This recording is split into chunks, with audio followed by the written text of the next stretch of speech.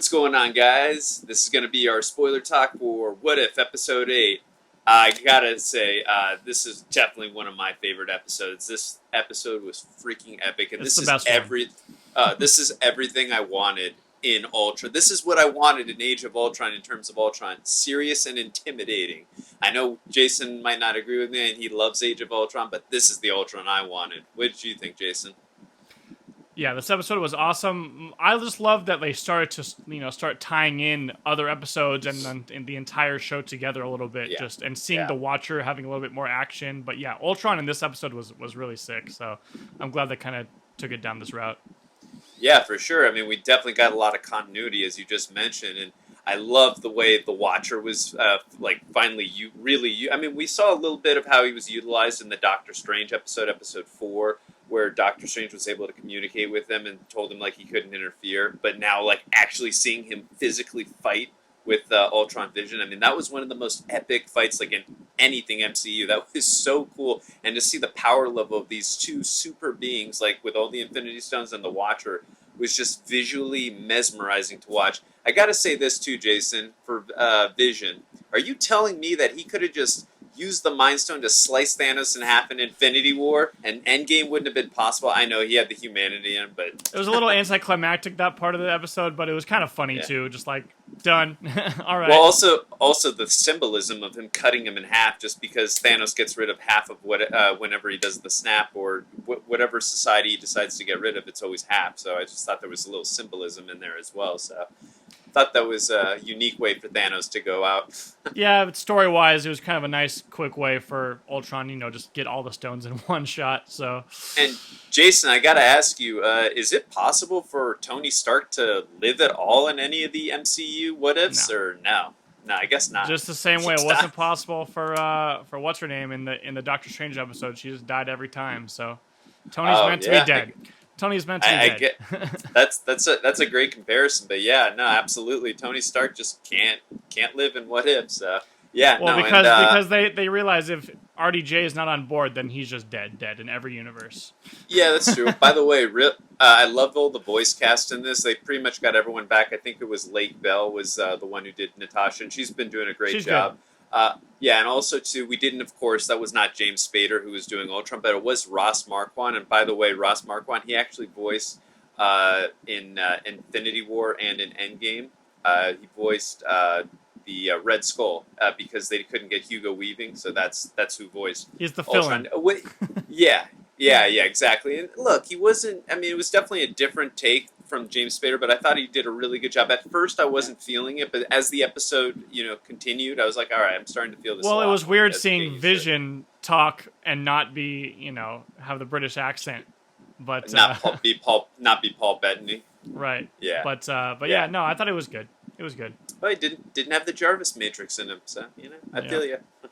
And we got President Steve Rogers. I mean, he's the oldest president in the history of the United States with the shortest term in the history of the United States. So that was a little interesting thing in the background when we were seeing them go through the multiverse, bang, bang, bang.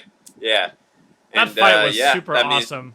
Just when they're breaking through every plane of the multiverse and just cracking through everything. Yeah, that was super awesome. Yeah. Hopefully something we get to see in a Doctor Strange film someday, huh? And just, if they start going forward with the multiverse thing in the movies, hopefully, I'm sure that storyline's going to kind of carry forward past that movie. For sure. So. Got to mention, too, we got Arnim Zola back. This is the first time we got him back since Captain America, the Winter Soldier, so I was really happy to see him back. I love that character from what was the first Avenger, the Winter Soldier, was the last time we got him back, so seeing him as the supercomputer, and, that was one source that they tried to use to beat Ultron. I thought that was an interesting... one thing I did love about this episode too, besides the action and the end of the world and all that stuff, and even the humor and all the dark moments, I thought this episode was very unpredictable in good ways.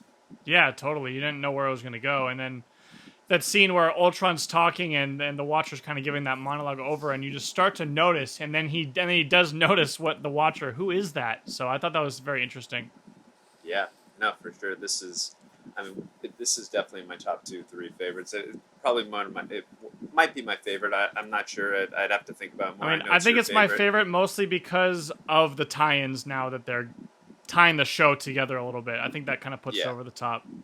Yeah, especially with the Doctor Strange part at the end too. That was really cool. That was awesome. And and I love that humor with Benedict Cumberbatch's Doctor Strange saying, I want you to say it.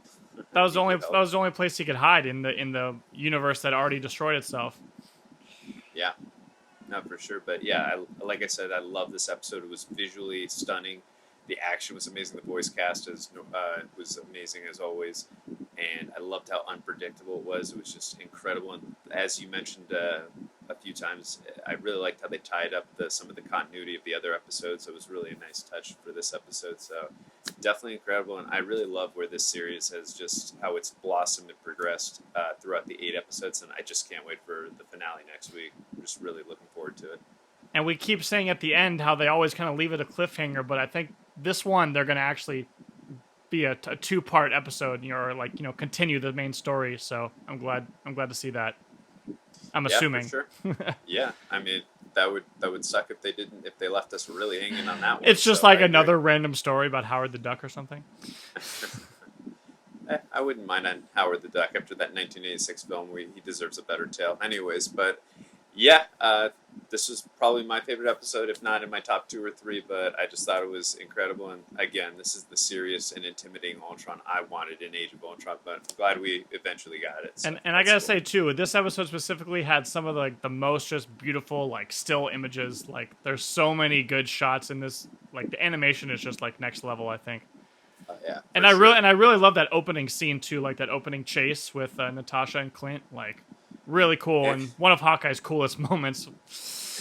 And of course, too, when Hawkeye, the way he passed or died, this exact mirror image of the way Natasha died in Endgame, where they're holding each other and she falls and to sacrifice herself for the Soul Stone. So right when they were holding each other, that's all my mind was going. But that's all my mind was going to was that moment from Endgame. So it was a very nice touch. I like the parallels there and mirroring of each other's death in this universe. So I thought that was a very clever and nice touch by Marvel there. Yeah, totally. All right, guys. Well, that's going to do it for this episode. What did you guys think of this episode? Let us know in the comments section. We'd love to hear your thoughts. Also, we're going to be reviewing episode 9 next week, so if you don't want to miss that, hit the subscribe button. Also, hit that notification button so when that video comes up, you will not miss it. Also, please, if you can, if you feel we've deserved it, hit the like button. It does help us out in the algorithm. We'd really appreciate it. And until the next video, we'll see you guys then.